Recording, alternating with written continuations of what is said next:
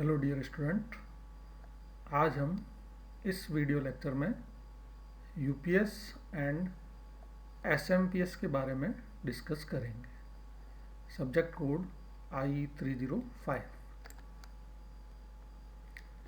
देखिए, यूपीएस जिसको बोलते हैं अनइंटरप्टेड पावर सप्लाई के बारे में स्टडी करेंगे। दो तरह की यूपीएस यूज़ में आती है, जैसे ऑफलाइन यूपीएस और ऑनलाइन यूपीएस। तो देखिए, ऑफलाइन यूपीएस में बेसिकली एक स्विच होता है और इसके जो बेसिक एलिमेंट है बैटरी, एक बैटरी चार्जर है, इन्वर्टर है, सर्ज सप्रेसर है। तो देखिए, बैटरी चार्जर क्या करेगा, जो एसी इनपुट है उसको डीसी में कन्वर्ट कर देगा।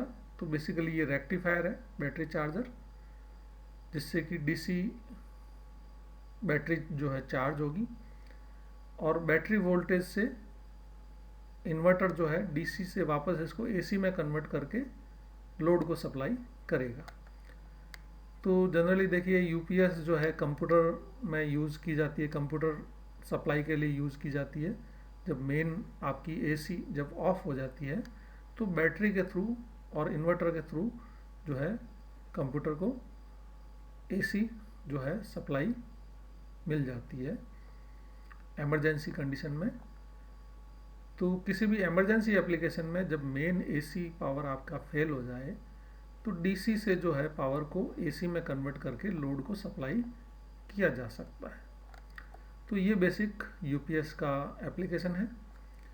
तो ऑफलाइन यूपीएस में एक स्विच होगा, जो कि जब मेन सप्लाई नॉर्मल कंडीशन में मान लीजिए चल रही है और मेन सप्लाई फेल हो जाए तो स्विच जो है आप बैटरी की साइड में या इन्वर्टर की साइड में कर देंगे। तो अब बैटरी से पावर जो है लोड को सप्लाई किया जा सकता है। तो स्विचिंग ऑपरेशन जब होता है तो ये ऑफलाइन यूपीएस कहलाती है। स्विच को ऑन या ऑफ करना पड़ेगा ऑफलाइन यूपीएस में। तो ये डिसएडवांटेज है थोड़ी सी। स्विचिंग ऑपरेशन हालांकि बहुत फास्ट होता है, लेकिन स्विच जो है जनरली माइक्रो सेकेंड की रेंज में स्विचिंग ऑपरेशन होता है ये। लेकिन कंप्यूटर के लिए मान लीजिए स्विच इतना कम टाइम पीरियड के लिए होता है तो कंप्यूटर जो है कंटिन्यूसली वर्क कर सकता है। तो ऑफलाइन यूपीएस की वर्किंग इस तरह से होती है। सर्ज सप्रेसर का काम होता है कि एसी में मान लीजिए हाई वोल्टेज जब आ जाता है तो उसको ये ब्लॉक करता है और लोड में जाने नहीं देता है। तो इस तरह से ऑफलाइन यूपीएस की वर्किंग होती है। ऑनलाइन यूपीएस में देखिए, एक स्टैटिक बाईपास स्विच होता है और बाकी जो ब्लॉक है वो वही है।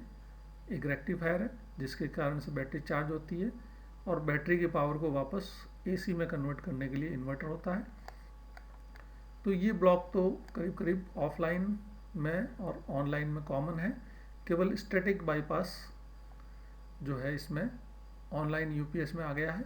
स्विच, मैकेनिकल स्विच को रिमूव कर दिया गया है, क्योंकि मैकेनिकल स्विच के कारण से थोड़ा सप्लाई में डिस्टरबेंस होता है और फ्लक्चुएशन आता है। उसको अवॉइड करने के लिए स्टैटिक बाईपास स्विच लगा दिया गया है। अब नॉर्मल कंडीशन में क्या होगा कि नॉर्मल कंडीशन में बैटरी चार्ज होती रहेगी और बैटरी का पावर जो है एसी में कन्वर्ट होके लोड में मिलता रहेगा और स्टैटिक बाईपास से भी जो है लोड में पावर सप्लाई किया जा सकता है। तो मेन जब ऑफ हो जाएगा मेन सप्लाई तो बैटरी से कंटिन्यू रहेगी और किसी तरह का स्विचिंग ऑपरेशन नहीं होगा। तो लोड में कंटिन्यूस बिना फ्लक्चुएशन के, बिना स्विचिंग के पावर सप्लाई मिलती रहेगी। तो इमरजेंसी कंडीशन के लिए ये बहुत ही बेटर ऑप्शन है ऑनलाइन यूपीएस, जिसमें कोई किसी तरह का स्विचिंग ऑपरेशन नहीं होता है। तो इसी ब्लॉक डायग्राम को आप डिटेल में देख सकते हैं। ईएमआई फिल्टर जो कि हाई वोल्टेज को सप्रेस करता है, वोल्टेज को फिल्टर करता है। ये rectifier, DC filter, battery charger जो कि है बैटरी को चार्ज करेगा वोल्टेज को। फिर इन्वर्टर, बैटरी से जो है डीसी पावर एसी में कन्वर्ट होगा इन्वर्टर, फिर एसी फिल्टर और स्टैटिक स्विच के थ्रू लोड में पावर फीड किया जाएगा। और ये स्टैटिक स्विच जो कि बाईपास स्विच है उसके थ्रू भी लोड में पावर फीड किया जाएगा। तो नॉर्मल कंडीशन में तो बैटरी से जाएगा पावर, और जब बैटरी की कुछ मेंटेनेंस वर्क हो रहा हो तो जो है स्टैटिक बाईपास के थ्रू जो है लोड में पावर फीड किया जा सकता है। उस केस में इस स्विच को ऑन कर दिया जाएगा जिससे कि लोड में पावर फीड हो जाएगा। तो ये स्मूथ ट्रांजिशन होता है लोड में पावर फ्लो का, इसलिए इसके लिए इसको ऑनलाइन यूपीएस कहा जाता है। तो ये ऑनलाइन यूपीएस की वर्किंग का ब्लॉक डायग्राम डिटेल में इस डायग्राम में दिखाया गया है। फिर नेक्स्ट है देखिए switch mode power supply. Switch mode power supply जो है रेगुलेटेड डीसी आउटपुट सप्लाई करती है अनरेगुलेटेड इनपुट डीसी वोल्टेज को लेके या अनरेगुलेटेड एसी इनपुट वोल्टेज को लेके। आउटपुट में आपको रेगुलेटेड डीसी आउटपुट वोल्टेज मिलेगा। जनरली ये देखिए टीवी, सीआरओ या इलेक्ट्रॉनिक इक्विपमेंट जो कि सेंसिटिव है उसमें यूज़ की जाती है। और basically it is a close loop control of output DC voltage using pulse width modulation technique. Basically close loop control है डीसी वोल्टेज का पल्स विड्थ मॉड्यूलेशन टेक्निक को यूज करते हुए। ये बेसिक ब्लॉक डायग्राम एसएमपीएस का दिखाया गया है जिसमें अनरेगुलेटेड इनपुट है और एक कंट्रोल एलिमेंट के थ्रू आउटपुट वोल्टेज को जो कि डीसी है उसको रेगुलेट किया जाता है। इनपुट एसी हो सकता है या डीसी हो सकता है। तो कंट्रोल एलिमेंट जो कि स्विचिंग एलिमेंट है उसके थ्रू आउटपुट वोल्टेज को कंट्रोल किया जाता है। अब ये क्लोज लूप कैसे बनता है? आउटपुट वोल्टेज को सेंस किया जाता है सैम्पलिंग नेटवर्क या सेंसिंग नेटवर्क। एक रेफरेंस वोल्टेज होता है कि आउटपुट में आपको कितना वोल्टेज रखना है।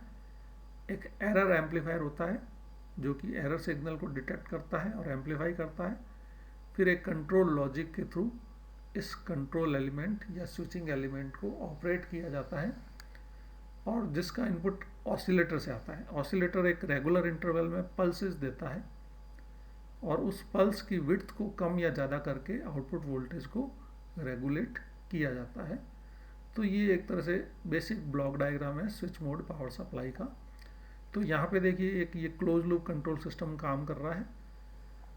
ये close loop control system control element को जो है कंट्रोल करने के लिए जिससे कि रेगुलेटेड डीसी आउटपुट आपको मिले, इस तरह से ये काम कर रहा है। जिसमें इनपुट एसी है, फिर इसको रेक्टिफाई कर दिया तो जिससे डीसी मिलेगी आपको। और ये स्विच दिखाया गया है और इस स्विच को देखिए पल्स विड्थ ऑसिलेटर से चलाया जा रहा है। तो स्विच कितने टाइम तक ऑन रहेगा या कितने टाइम तक ऑफ रहेगा ये पल्स विड्थ मॉड्यूलेटर डिसाइड करेगा। फिर ये स्विच के थ्रू ट्रांसफार्मर, क्योंकि स्विच यूज़ करने से ये अभी एसी में कन्वर्ट हो गया वापस वोल्टेज, और जिससे कि इस वोल्टेज को अपने स्टेप डाउन कर दिया वापस आपने, और फिर रेक्टिफायर से वापस इसको डीसी में कन्वर्ट कर दिया जिससे कि आपको आउटपुट में रेगुलेटेड या कंट्रोल्ड डीसी आउटपुट वोल्टेज मिले आपको। इस डीसी वोल्टेज को आपने सेंस कर लिया और एक रेफरेंस सिग्नल के साथ में कंपेयर कर लिया एरर एम्पलीफायर के थ्रू, और जो एरर डेवलप हुई उस एरर के अकॉर्डिंग जो है पल्स विड्थ मॉड्यूलेटर ऑसिलेटर जो है इस स्विच को ऑन ऑफ करेगा जिससे कि आउटपुट वोल्टेज आपको उतना ही मिले जितना कि आपने रेफरेंस वोल्टेज में सेट किया है। तो इस तरह से ये क्लोज लूप कंट्रोल सिस्टम काम कर रहा है आउटपुट वोल्टेज को कंट्रोल करने के लिए according to the reference voltage. वही सर्किट डायग्राम वापस से दिखाया गया है जिसमें देखिए rectifier and filter, high voltage DC है उसको स्विच के थ्रू आप स्विचिंग के थ्रू वापस एसी में कन्वर्ट कर दिया।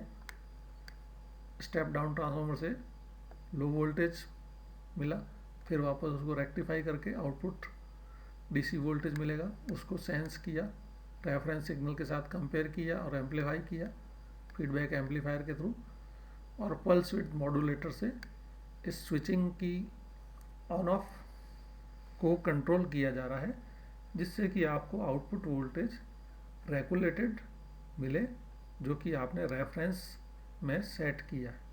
तो रेफरेंस वोल्टेज को सेट करके आप आउटपुट वोल्टेज को जितना चाहे उतना एडजस्ट कर सकते हैं।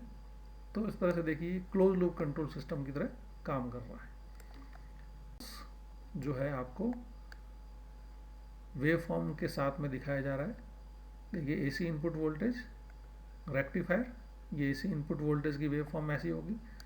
जब आपने इसको रेक्टिफाई कर दिया तो ये फुल वेव रेक्टिफाइड हो गया। देखिए हाई फ्रिक्वेंसी स्विच बेसिकली या तो जो है मॉसफेट हो सकता है, एफईटी हो सकता है, या मॉसफेट हो सकता है, स्विच हो सकता है, जिससे कि ऑन ऑफ के कारण आपको वापस एसी मिलेगा स्क्वायर वेव फॉर्म में।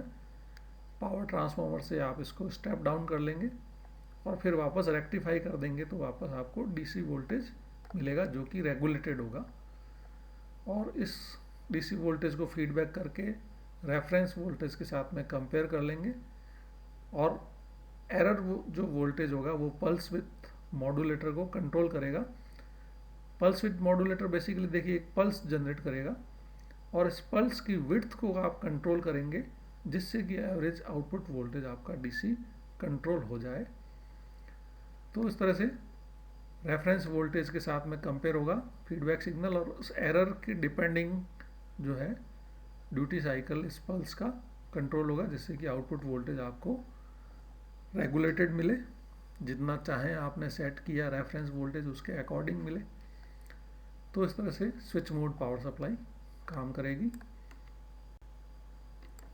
तो इस लेक्चर को यहीं कंक्लूड करते हैं। Thank you.